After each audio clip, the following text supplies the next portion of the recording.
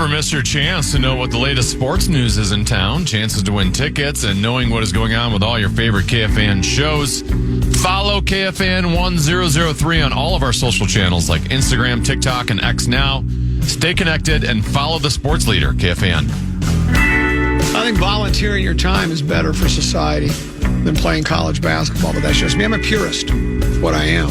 Or playing video games 12 hours a day like a lot of college kids do. My boys don't. Well, I didn't say they did, but... Now, are you one of those people that believes your phone listens to you? I try not to buy into too many conspiracies, so I mean, I know I've heard that. But does. It probably does. I mean, well, I know based on your algorithms and everything, yeah. Saying listens to you and listens while you're having conversations, or just listens while it's sitting here idle? Oh, it listens while you're sitting there idle. And doing what? And it's just... Well, I'll give you a perfect okay, example. give me an example. I had a colonoscopy. Did I mention I had a colonoscopy? You did yesterday, and I applauded you for it. On Tuesday. Trying to inspire people, yes. So leading up to it, what you do is the Health Partners, I had mine done at Health Partners in St. Paul. They will put a subscription in for you for what you need to do the prep. The prep. So they they now actually give you, it looks like a windshield washer jug with the powder on the bottom. It's called a PEG Mix it all solution. Up. Yep. So they give you that. Then they give you some anti-nausea medication in case it's, you can't deal with the taste of it. Right. They also give you 4 Dulcolax. Right. Now they don't call it Dulcolax, though they describe it as being like that. It's like they have the medical, scientific name for it, right? Right. So before I took them, because you take them and then you start the PEG like an hour or two later, and I looked at my wife and I said, "It says here these are basically the same as Dulcolax." Right. Now I have a Dulcolax ad on my phone. Now, of all the ads I could get. Of all the ads that I could get, think of all the hundreds of thousands of products advertised. Why would Dulcolax be on there? Yeah.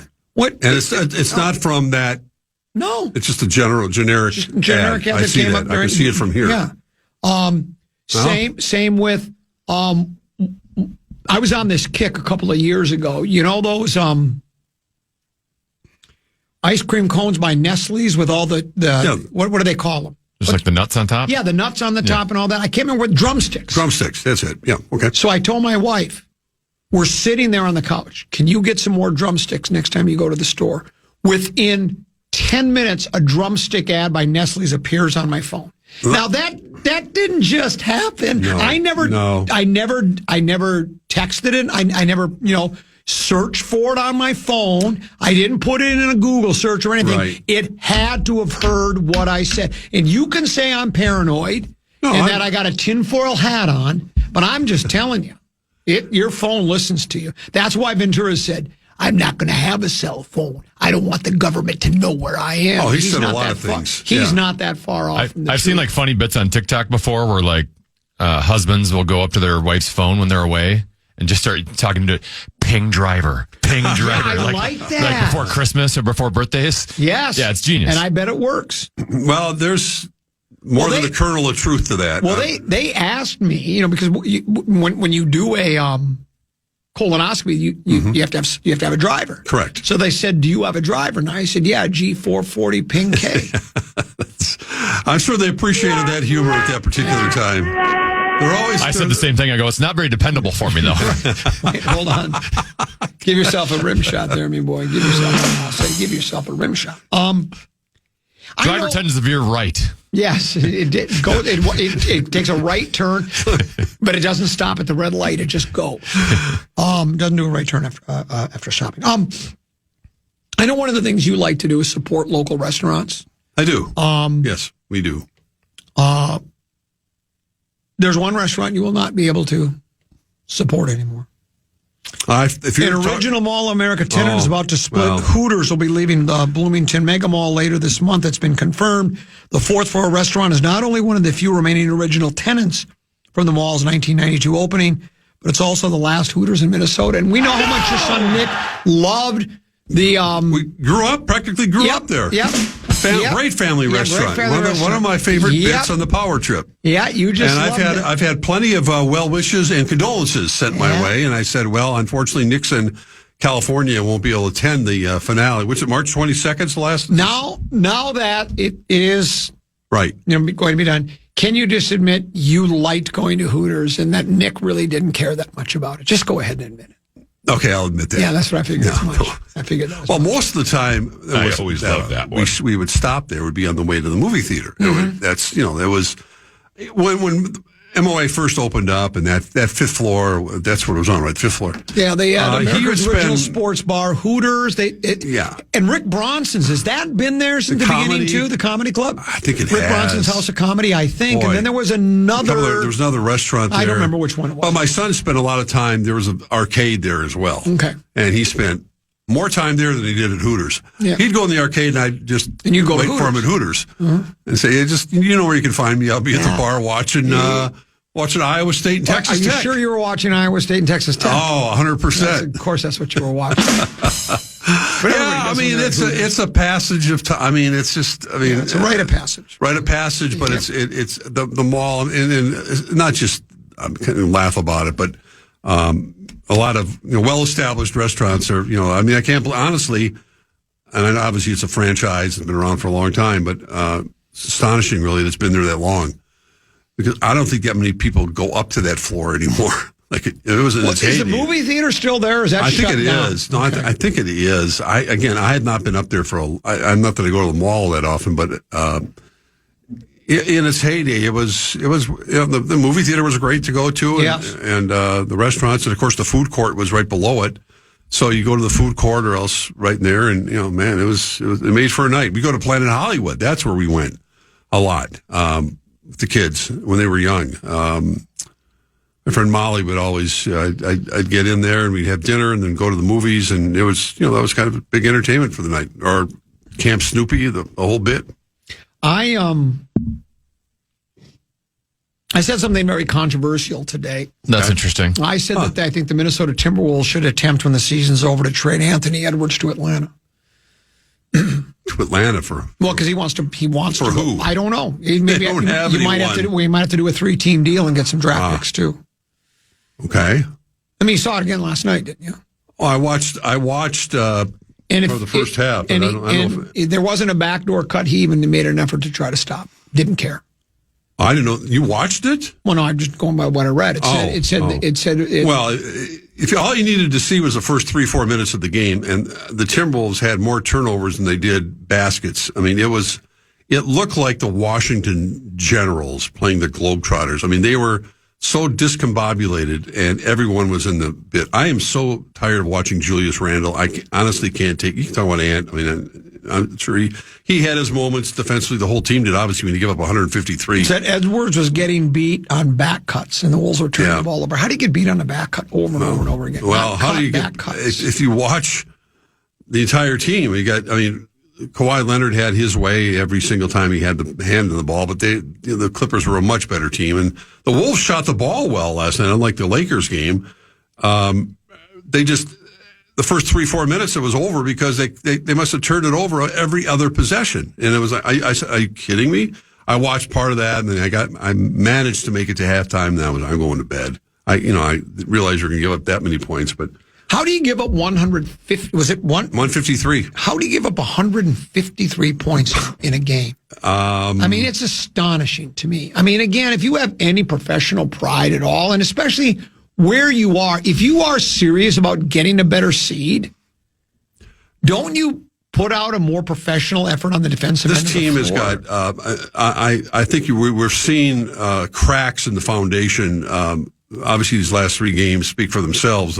Losing at home to Orlando as badly as they did, and then going on the road to the 2 LA teams, and you go, "Oh, okay, bad streak, whatever." But man, they're getting exposed left and right now, and how Finch is going to counter. Now they got a team. They play at Golden State tomorrow night, and Curry's not there, and it's not as good a team as they once were. And if they don't bounce back tomorrow night, because guess what? They play at Oklahoma City Sunday at noon, and we know how that's going to turn out. Not good. And more importantly, just looking down the road and look at the competition that they potentially are going to have to face. And right now they're, clinging to sixth place. I mean, they're only like a half game or game out of third, but you're not that far away from being in the play-in right now. So, it doesn't feel, it feels like they're just off in a lot of areas right now. And the personnel doesn't match their opponents most of the time on the court. Jaden McDaniel is locked in. Dante is hot and cold. Obviously mostly cold shooting right now. He plays hard on defense most of the time, and their deficiencies are showing up big time right now. So I don't know how you correct what ails them right now, other than, as you say, effort starts on effort on defense. That's one thing you can control. And it's not to suggest they're not capable of doing what they have done, but I think looking at the competition in the West right now, obviously OKC is the team to beat. San Antonio's so good with Wemby, and you got Denver, Houston, not Dallas. Phoenix could sneak in there. The Lakers. And I'm not sure where the Wolves fit in there right now. I really don't. I don't see them going on the kind of run they went on last year. I've really changed my mind about this. If you're a Wolves fan, all you can, because I said this earlier, and I really believe this.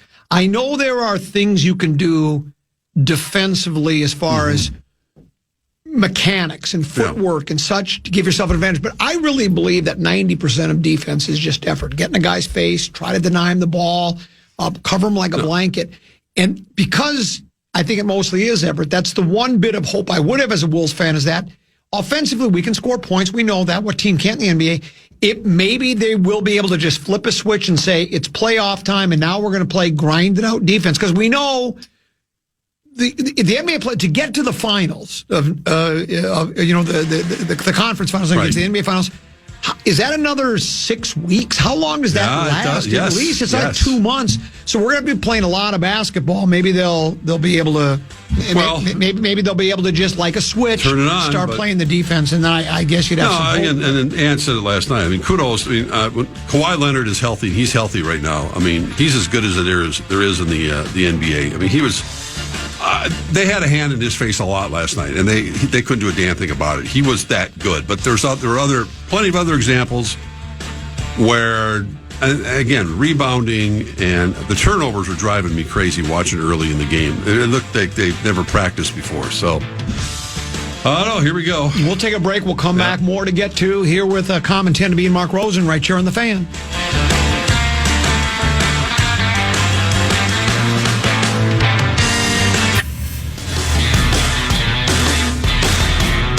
KFAN's Bracket Challenge has returned. Head to our contest page and lock in your bracket today. First place will win $2,000 and a 65-inch TV. Plus, a perfect bracket could land you $1 million. Don't delay. Get yours in now at KFAN.com. Keyword contest. Driven by Dave Smith Motors, America's only national car dealer. Longtime listener and frequent contributor to the Bradshaw and Bryant KFAN text line, Matt from Little Falls writes, first time I noticed my phone listening to me was when I drove by Shooting Star Casino in Monoman and said to my wife, Leanne Rimes is going to be there. I have no interest in Leanne Rimes, never listened to her music on my phone, never Googled her, etc. I think I just said it for something to say. When we arrived home, the first pop-up ad on my phone was for a Leanne Rimes concert. It was then and there I knew my phone was listening to me. It is. Scary. If you don't believe it. Could that also be just area related, though? Like if you're in a certain area, right? If they're trying to promote Leanne Rimes in that area and you're driving through there. I guess that could be. And I guess maybe they read my mind when I was thinking about those drumsticks by Nestle's. But yeah, you could be right on that case. That's a very good point. Jalen Johnson, 24-year-old, plays for the Atlanta Hawks. Mm-hmm. He's averaging 23 points a game, 10.4 rebounds, 7.9 assists, and he's shooting 49.5% from the field. He'd be a nice fit with the Wolves. They're not trading Anthony Edwards. I don't know. Get it out of your mind. Well, I know they're not. That's their mistake. I'm just saying you asked if. Oh, yeah, they have anybody. If they have anybody, he's not in the same league as Anthony Edwards. No, but I'm not saying straight up. Okay. Well, you just asked me, does Atlanta have any players? There's an example. Yeah. That's a quality player. That's all NBA numbers. That's all NBA. Well, it is. Those are all NBA And the Timberwolves numbers. have one of the top 5 players in the league. I know they do. So I don't know what. But he also gets beat on backdoor cuts and said earlier in the year. As a matter of fact, just 3 weeks ago, he said, and I'm paraphrasing. I wish I would have saved this quote, but it was, I just have to figure out a way to want to play defense all the time. Well, have you seen Jokic play defense sometimes? I mean, often in games, he's just standing I know, there. but I'm not talking about Joker. I'm talking about it. No, I'm just saying that the top players, Kevin Durant over the years, one of the best scorers in the history of the league. There are times when Ant wants to get engaged defensively, he's probably their best defensive player.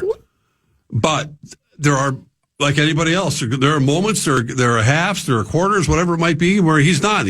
He took it upon himself to comment about it today, saying, I got to do even more. Well, I don't know how much more he has to do. He always says that. Well, you know how many times he's been saying that? Well, I know, but I mean, and then he doesn't. He needs more help from his teammates is what he needs, because right now Julius Randle is a slug out there. All right. An absolute slug, and I'm sorry. You're an Edwards defender and apologist. That's I'm not fine. an apologist. I'm just talking about his talent. You're trying to trade him to Atlanta. He wants to play there. He said so. Oh, come on. Well, he did. If you don't want to be here, look what we gave up to get Gobert. And it worked out pretty well. Then maybe it'll work out pretty well if we trade him. Yeah, maybe it will. You work on that with Tim Conley. Well, it ain't going to happen, of course. I know it's not going to happen. Yeah. But it's okay. That's what sports is about. You talk about stuff like that. Yeah, nothing wrong with that. You think Kyler Murray leaves with us? Does he leave without signing a contract, or does he sign one today? I think he signs one this afternoon. Okay. Pelissero, the latest. I mean, he's the one who's. I think he had a note that Murray took his physical here at the Vikings this morning. Hopefully, not the same doctor as Max Crosby had, and and is meeting with team officials, coaches right now. They had a welcome Kyle Murray thing on their big board where you walk into TCO. Yeah. So it's all. I mean, it's all happening, and I think it's just a matter of, they don't have to work out a contract. I mean, it really isn't anything they got. Rob Brzezinski has to do from that standpoint. Whatever the conversations are like about, you're going to be competing for the job with JJ. This is what we expect from you. Da da da da da. Do you think those conversations? Because everybody else, and I think you're plugged in. Most people I talk to, and not just tend to be, but people I talk to think, there's no way he's coming here unless he's guaranteed the starting job. He will be the starting quarterback for the Vikings, barring an injury. I think he will be, but I don't think the word that KOC is using or Rob Brzezinski or anybody else is using is guaranteed. I think they're saying that. I mean, I think it's kind of going without saying that. I think in the perfect world with J.J. McCarthy not being able to play many games in his career for injury reasons and then ineffectiveness or a combination of the two. That having you think it's an open competition, though? Well, I think potentially that's what you said. I have, but I think Murray will have the edge, only because I think that J.J. McCarthy still has a long arc to his career, and we've all talked about going back to A-Rod, going back to Jordan Love. Other quarterbacks who've kind of had for every rookie that started right away, there have been other quarterbacks obviously had to wait their turn. And I think that it wouldn't hurt McCarthy to sit a little bit. I still want to see him play. I absolutely do. And if he can win the job, I just don't think the Vikings are guaranteeing anything to Kyle Murray today that, you're going to be the starting quarterback in September, whatever, when they open up their season. But I think the expectation would be... Let's say this conversation, because we don't know the exact conversation. Right. What if he says, I'm either guaranteed the starting job or I'm signing somewhere else? Do you think they would say, okay, you're the starter, or do they say you have to leave? No, because Kyle Murray's in a perfect position that he knows no matter what the situation is, whether he starts or not, he's going to be a free agent after this year. And he's had, apparently he had this, another number of Zoom calls last night, maybe with the Rams, a bunch of other teams that already talk about 2027. When he's going to be looking at a big opportunity to cash in and get another contract. I love I'm using 2026 free agency to prepare for 2027 free agency. That just makes zero sense to me. Well, I know, but that's the world we're living in. I don't know what else to say. I mean, that's the world Kyle Murray's put himself in. Yeah, exactly. Not many people get that opportunity. But, the key thing for the Vikings, let's say he does blow up and, leads the Vikings to a playoffs and a victory and whatever it might be. what the Vikings can't do at that point is duplicate what happened with Sam Darnold. I mean, then they go, well, you can't let this guy leave the building. That already just happened here when we signed a free agent quarterback. Dude, did not have overall the resume, even though Kyle's been sporadic. Kyler. I said, I'm sorry. Kyler has been sporadic in Arizona, also not with really good defensive teams and the kind of team he has. But Kyler has a great opportunity to cash in, and the Vikings could benefit from it. So, I think that's why they're going to try to save as much money and leave their door open. But in terms of starting or not starting, it's not affecting Kyler Murray's decision. He's going to stay. He's going to play here this year, be in a uniform for the Vikings, and I think fans will be excited about it. Like I said, I think if McCarthy does earn the job, it's going to be everyone's going to be looking at Kyler Murray on the sidelines, going, "Well, one bad interception, get him warmed up in the bullpen." I don't know how long you can tolerate it because they can't waste any more time. They have to win, and they have to win now. And they have a team that a lot of people feel is built to win right now. Do you think they're built to win right now? We'll see what happens after the draft, but I think they have enough pieces that, well, listen, they almost made the playoffs last year despite everything that happened to them. But you got not that they would have gone anywhere, but I don't think they would have. I know there was a lot of teams that almost made the playoffs. I understand that. Plenty of But them. I'm just saying that I think they're defensively they're in good shape. Lions almost made the playoffs. Well, they did. They did. The same record as the Vikings. They almost made the playoffs. I understand that. What I'm saying is, I think they're built to win. I think most national people feel that the Vikings are built to win. I still think that obviously they need help, but they need another running back. They need a center, a couple of linemen, a couple of defensive linemen, a couple of defensive guys. They'll get players in the draft. They'll hopefully but they have to contribute. They have to contribute their first year. Well, it'll be interesting to see. But I do think Murray signs today. Yeah, I'd be surprised if he doesn't. Okay. I mean, I don't know what the point is of stretching this out. I mean, again, they're not negotiating a contract. Well, do you think he'll be starting week one? Or do you have enough faith in McCarthy? I don't know. I mean, I would suspect he probably would because I don't know how JJ eventually, proves that he's, not only bulked up physically, that he's figured it out, but more importantly, the mechanics of how he has to play this game at this level. He has to prove that to KOC in particular. OTAs, mini camps, whatever it might be. I don't think they're going to play him extensively in the preseason. But I think they need to, don't they? I think they might. Yeah, I mean, they're not going to. Who else? Who's your third quarterback going to be? I mean, he's not going to get out. Yeah, McCarthy's got to play. I agree. I think he does have to play. So, but the odds-on favorite would be Kyler Murray to start week one. I think there's no doubt that would be the case. Let's take a break. One more segment to go. Got a couple of other things I want to bounce off of Mark Rosen. We'll do that next. Common Man program on the Fan.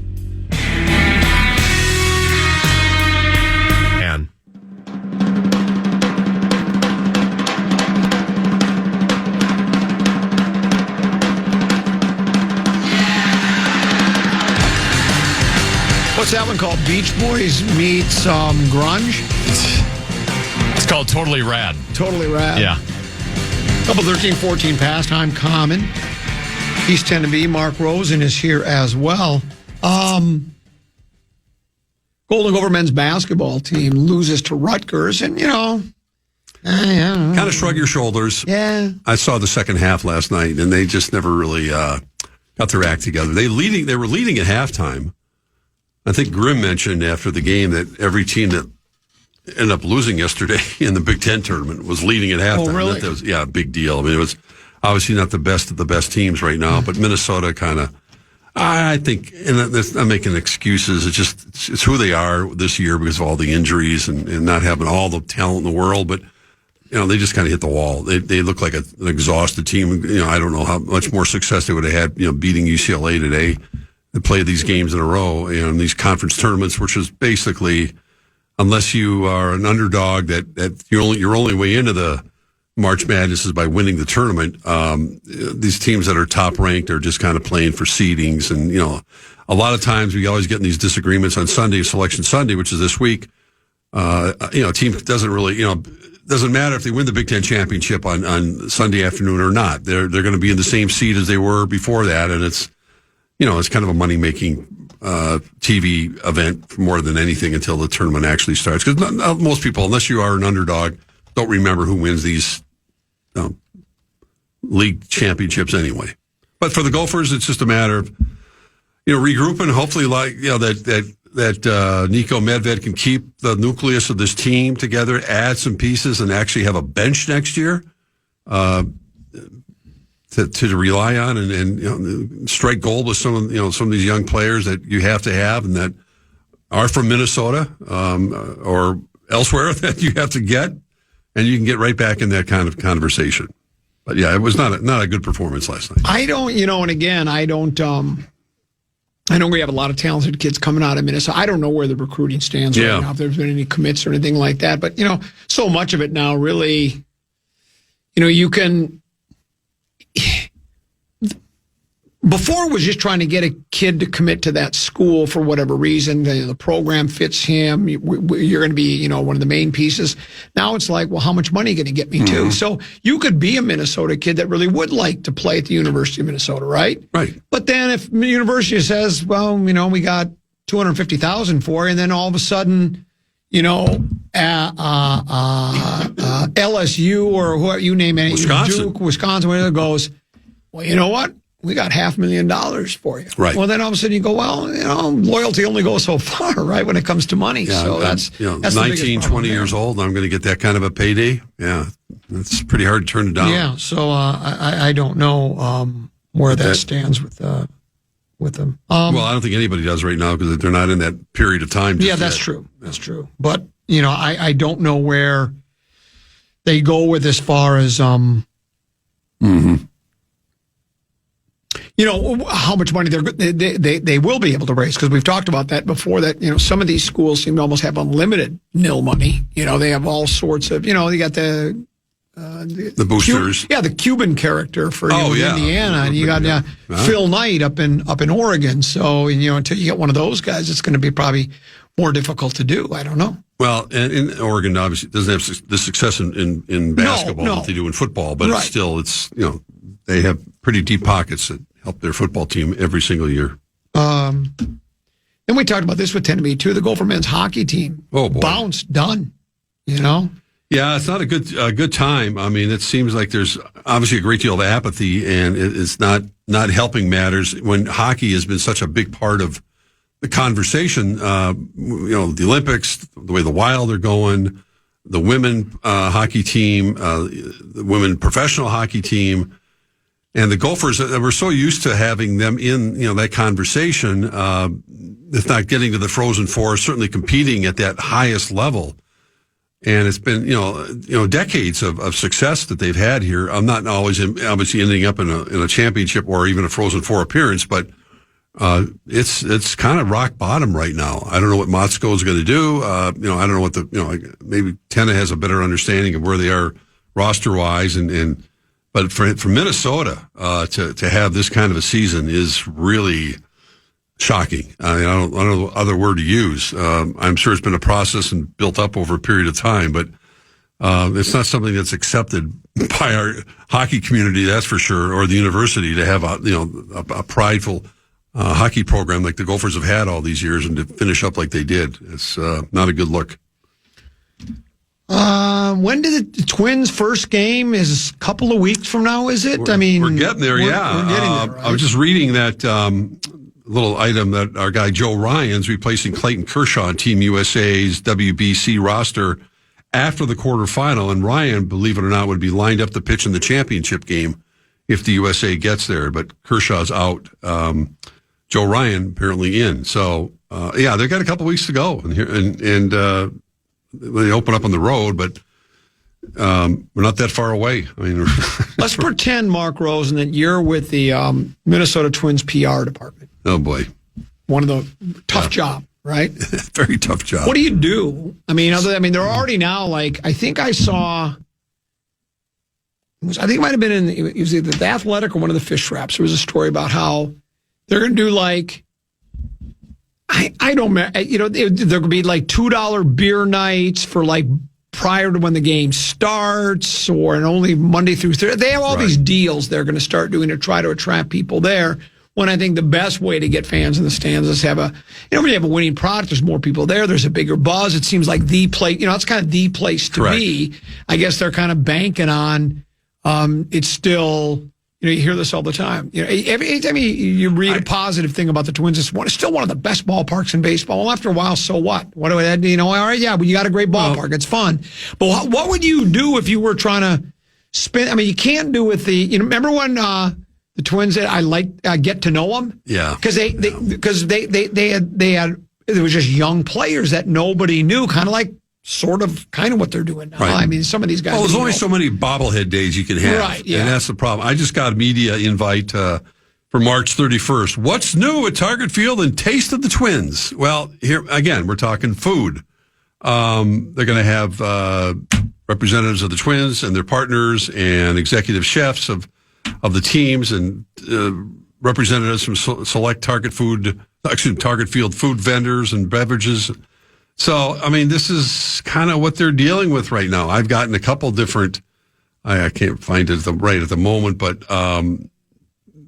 salespeople kind of, hey, we got these 10-game packages, et cetera, et cetera. I'm sure a lot of people are getting them. Sure. It's not easy to sell it. And it's imperative that the Twins, whatever you say, whatever you think, because, again, when they start playing home games in early April, the Wild will still in particular, the Wild and the Wolves, but the Wild in particular will not have even started their postseason yet. But the Wild do want to run, and you got that going on. And obviously, you might have a big snowfall this weekend, but the weather will get nicer, and you don't have a way of getting the fans into the stands early on. It's going to be tough to get them there in the summertime. So obviously, getting off to a good start is kind of important. But I don't know how you sell it. I think, the fans, know a few of the players. I just mentioned Joe Ryan's name. Obviously, Lopez is out for the whole year. And unless you have a young player or two that just all of a sudden emerges and the talk of baseball, the talk of the American League, man, it's tough. And you talk with a 162-game schedule and going out there to attract. You're always going to have, your hardcore baseball fans, but getting the casuals to go out there, not going to be easy. Well, that's why. Yeah, it's not going to be easy. I feel for them. That's why. They made their own bed, though. When Royce Lewis first came up and he had that really, maybe incredible is too strong of a word, but he had a great start to his career. He had 5 grand slams in 2 games. And, that brought some excitement. You go, hey, maybe we got a guy we can build around. One of those guys that's a marquee player. And then, what is it? The bloom is off that rose, or what do you say? Because he's struggled, and so unless you have some young phenom, right? Because the rest of your team as a whole just doesn't. Tom Pohlad, who's now in charge of the club, he seemed to be. He was almost annoyed. And it seemed like angry that the experts were, Vegas was going over under, 73 games or whatever it was, and he just thought that was preposterous. And I don't know, I'd say it'd be closer to that than 83. Yeah, and Derek Shelton's got he's in a tough situation, but the expectations are so low that it doesn't. We know that Rocco lost his job, and now Derek, who's good friends with Rocco Baldelli, took over, and he's coming from Pittsburgh, and he's been here before, and I think he's got the personality to kind of be a media guy and sharp enough to connect with the fans, but his hands are tied. It's there are such little expectation. I think the Twins ownership, they have the minority ownership who jumped in there. Everybody's looking. We talked about the Vikings and Kyler Murray looking at next year already. Well, the Twins are definitely looking at the following year from a sales standpoint, from a baseball salary cap situation.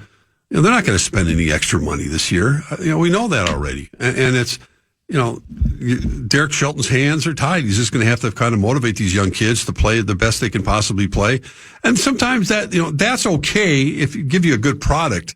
And it looks like you were talking about the Timberwolves not playing on defense, and there's a lot of validity to that. If I go out to the ballpark and watch the Twins play, the Red Sox or something, and you're entertained for a good game. Of course, you'd like to see them win, but if those losses start piling up, this isn't Colorado. This isn't the Rockies. They draw fans no matter what, and their team sucks and their ownership sucks. But it's just the Twin Cities is a little more unique that way. They're not going to show up in droves out there because of the ballpark or because they want to have a couple of beers for $2 at night. Right. It's not going to happen. Well, you talk about playing young players and giving them some exposure and maybe building, some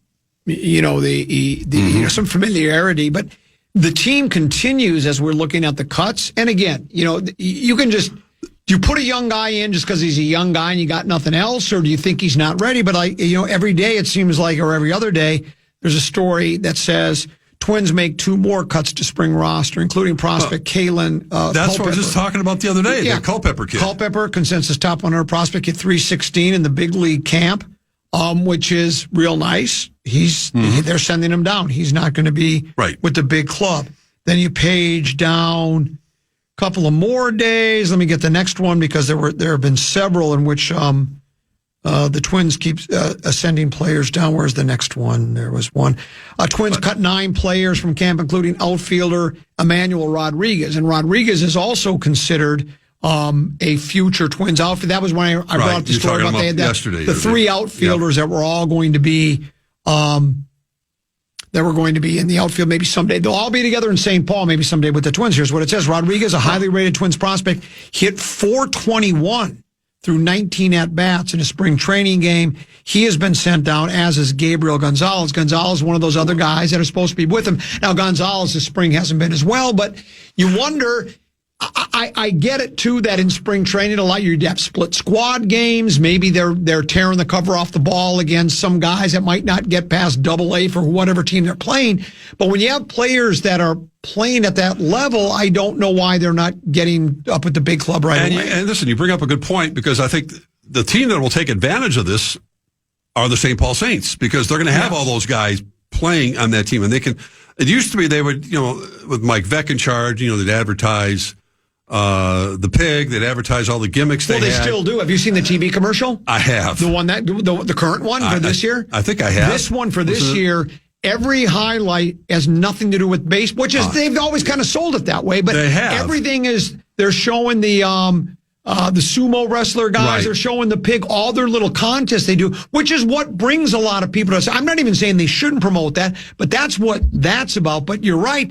They might have a better team in St. Paul than they Minnesota. Certainly, and for people who like to watch young players and saying, this kid's going to end up in the majors in a year or less than a year. And it's affordable. It's a great venue. I've talked a lot about Lower Town. I kid me about it all the time. But it's now they have the added advantage of not just having a bunch of guys that are playing baseball because they're just kind of playing the string out. They're playing for their major league careers. And now fans get a chance to do that and have even a bigger blast at the ballpark. So St. Paul should be able to take full advantage of that this summer. I also think I saw, and maybe I'm wrong here, maybe Kendry Rojas is going to be with the big club, but he came over in the Louis Barlin trade, and there was a lot of hype about him. I thought I saw where he's also going to be starting in St. Paul rather than up here. So it's, again, guys that, you hope are the future of the team, getting more seasoning in St. Paul. Look, I went to a Saints game for the first time ever last summer. Went with my wife, and just absolutely, my wife, Deuce and his girlfriend. And we just absolutely loved it. I thought it was a great time. It is a good time. They know how to do baseball right and have fun and sell the game the right way and have that kind of intimate feeling about the ballpark. They did such a great job putting that thing together after playing at Midway all those years, and kind of a dumpy thing, but it worked out with the way they developed that team. Now they get the ballpark and they got the players that are fun to watch at that level. This text message says, don't propose playing the young guys to Gleeman. I asked him, why did they keep Larnach and Wallner around when this is a perfect season of their young prospects learn the majors with no pressure? He responded with a snarky comment.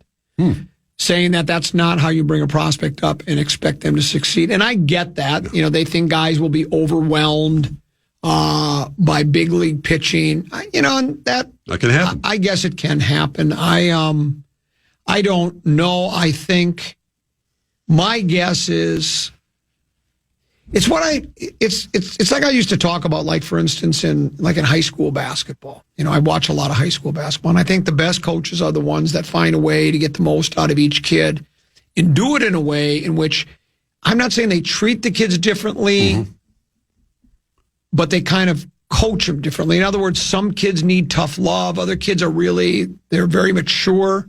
They just need to be talked to like an adult and explained when they make a mistake. They don't need to be chewed out, kicked in the butt. They just need to be, hey, you made a mistake. You know what you did there? And your kid looks like, I know what I did there. And there's more encouragement there. And I think even when you get to the pro level, there are probably some of these prospects that, even though they're young, they might be ready for the big leagues and have no fear. But, you know, and they're not going to get discouraged by playing in the big leagues. As a matter of fact, they will appreciate the opportunity to get in the big leagues. They'll be there to learn. You can learn a lot playing in the big leagues, I think, playing with other big league players. Like if you got those guys playing with Byron Buxton every day. Right. You know, so, I think it's more of an individual thing with players. More I than agree, just 100%. All prospects have to be treated the same way. They all have to come up slowly, not necessarily. You know, and we've seen examples in other teams that they've gone against the grain on that sort of thinking. Yeah, and I know the examples I would give are players that end up being Hall of Famers, but there were some players. Well, you never spent a day in the minors. There have been. Did Joe Mauer ever play in the minors? Yeah, he did. He did. Yeah. Did Al Kaline ever play in the minors? No. Dave Winfield didn't. He never played in the minors. No. There are players that never played. I didn't think Joe did either, but maybe he did. I think he did. But yeah, you would know better than I. He's your son, you know. But you know, I thought he came straight up. But yeah, some guys just don't play in the minors. So you know. Now this one says you have to remember, if they bring them up after April, they gain an extra year of control over them, and that is what the Twins have done forever. They have done where we want the arbitration eligibility and all the contractual. All the contractual ins and outs, the business part of the game right, always dictates a lot about him, especially with the Twins. But it kind of dictates when you bring a guy up and when you don't. So I'm just looking up. Maybe Mauer did play. I thought Mauer went straight to the majors. I thought, but I guess probably not. This one says, if you want to eat food, I'll go to a good restaurant, not concession stands. If I want to see baseball, I'll go to Target Field when the Twins decide to invest in the main product. And that makes some sense. I mean, you like to have decent food when you go to, different foods, but most people, you go to the movie because you want to see the movie. If the popcorn's good, that's a bonus.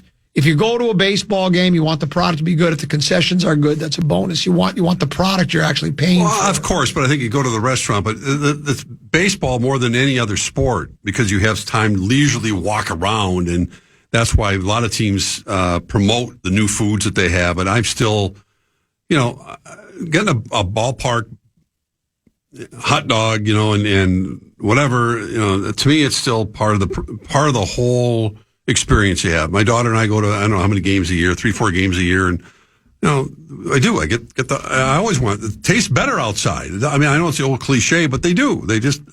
I've never tasted it good at the Metrodome, but that's a whole nother story. Someone says Mauer did play a couple seasons in the minors. Someone says Molly only played 53 games in the minors. Paul Molitor. He played just 53. I'm not surprised. Yeah, he played right from the University of Minnesota. Yeah.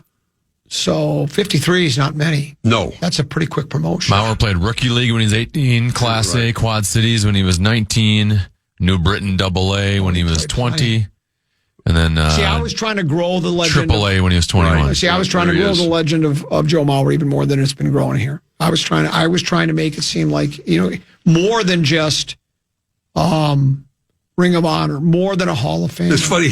More than that, I wanted to make it even bigger. I'm sorry, I apologize. I know, that's all right. He was only, it's crazy to think about it. Joe's 42 years old. He could probably go 3 for 5 tomorrow if he woke up out of bed, hit 3 singles. I faced him at Over at softball? Yeah, it was over at CHS Field. CHS Field. Yeah.